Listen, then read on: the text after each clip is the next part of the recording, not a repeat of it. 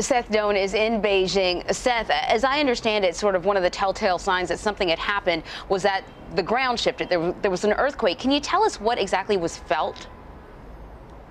Absolutely, Anne-Marie. Those early reports were of an earthquake, but that seismic activity was man-made. But reports from here in China, right along the border, was that it felt like an earthquake. Citizens said that they saw chairs trembling for seconds. Even a school was evacuated. So China is a key ally of North Korea, probably the one country in the world with the most influence over North Korea. What can we expect to hear from Chinese leaders moving forward, do you think?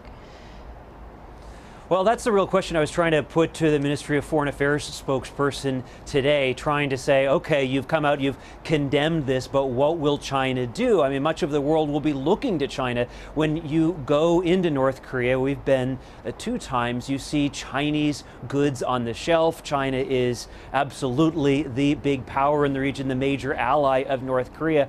But it appeared that that relationship was warming.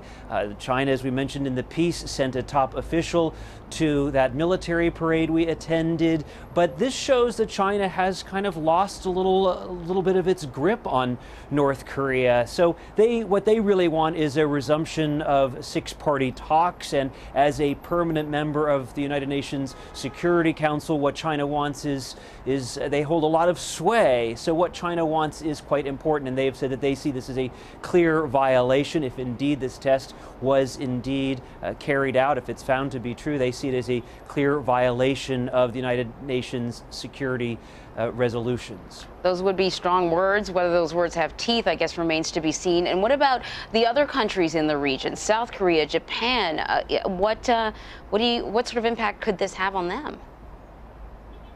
Well, you've seen South Korea really come out and pour some water on these claims that this was a hydrogen bomb, saying there was no way that this explosion could have been big enough to be a hydrogen bomb. A fair share of propaganda going on both sides of the border there. You have Japan who came out and strongly condemned this. Of course, South Korea and China did too. I mean, this is a rogue nation, and no one wants this sort of instability in North Korea.